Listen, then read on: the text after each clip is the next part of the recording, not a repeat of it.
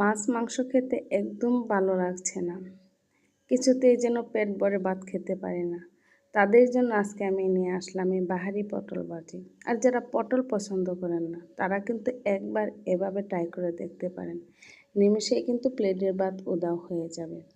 আসসালামু আলাইকুম, welcome to my channel Sohagi cooking and blog.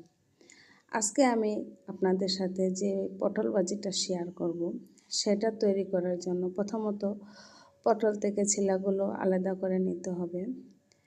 আলাদা করার পরে একটি ছুরি কিংবা বটির সাহায্যে পটলের দুই পাশ এভাবে চিকন চিকন করে কেচে দিতে হবে। আর এভাবে কাচার সময় কিন্তু খেয়াল রাখতে হবে যেন দুপাটে একদম আলাদা হয়ে না যায়। আর এভাবে করে কিন্তু আমি প্রত্যেকটা পটলকে এরকমভাবে কেচে নিয়েছি।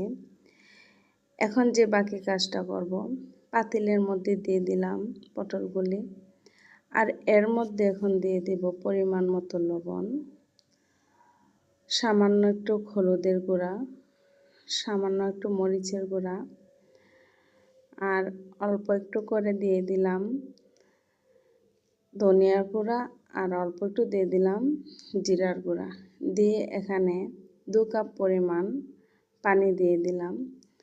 আর এখন যে কাজটা করব, এটাকে এখন প্রায় 2 থেকে 3 মিনিটের মতো সিদ্ধ করে নেব। আর এই সিদ্ধ হওয়ার সাথে সাথে কিন্তু মশলাগুলো কিন্তু এটার সাথে মিশে যাবে। আর এভাবে করে একটু নেড়েচেড়ে দিতে হবে। আমি দেখে নিচ্ছি যে পটলটা কি একটু নরম হয়েছে কি না। না, আর একটু নরম হতে হবে, সেই কারণে কিন্তু আমি আবারও রেখে দিলাম প্রায় 1 থেকে 1.5 মিনিটের মতো। 1 থেকে 1.5 মিনিট পরে ফিরে আসলাম।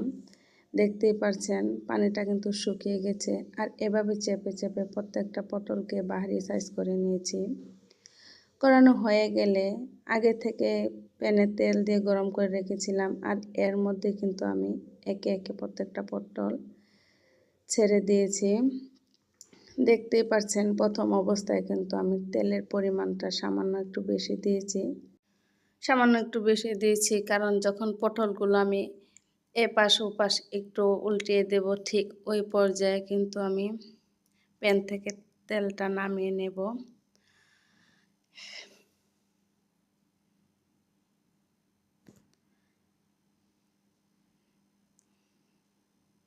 একটি কাঁটা চামচের সাহায্যে কিন্তু আমি এই পটল ভাজাটাকে একটু ভালো করে নেড়ে চেড়ে দিচ্ছি। একটু একটু করে এটাকে আমি উল্টিয়ে দিয়েছি।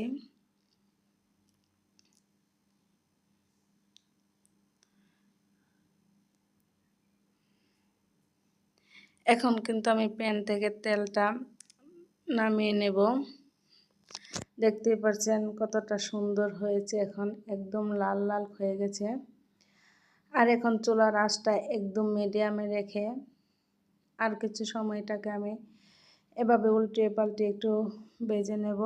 আর এভাবে করে কিন্তু যারা কখনো পটল খেতে চান না বা পটল খেতে একদমও পছন্দ করেন না, এভাবে কিন্তু একবার ট্রাই করে দেখতে পারেন। এই বাহারি সাইজে রকমের পটল ভাজাটা কতটা যে মজার হয় এবং খেতে গরম ভাতের সাথে খেতে কিন্তু অনেকটাই ভালো লাগে।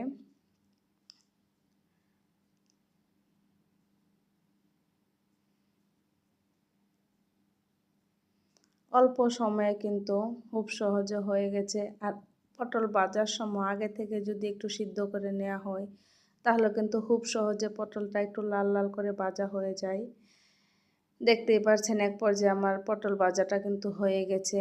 প্যান থেকে আমি প্রত্যেকটা পটল নামিয়ে নিয়েছি এবং একই তেলে কিন্তু আমি সামান্য কিছু পেঁয়াজ কুচি একটু লাল লাল করে ভেজে নিচ্ছি।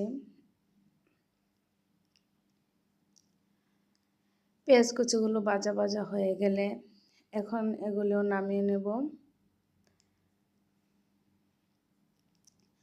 নামানো হয়ে গেলে পর্যায়ে আমি 2 থেকে 3টি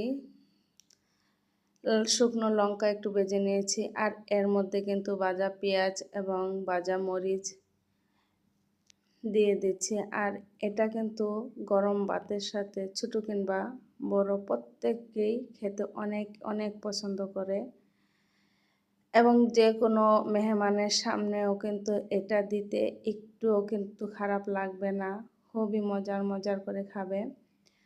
আর আমার এই আজকের এই বাহারি সাইজের পটল ভাজাটা কিন্তু একবার ট্রাই করে নিতে পারেন। আশা করি আপনাদের অনেক অনেক ভালো লাগবে।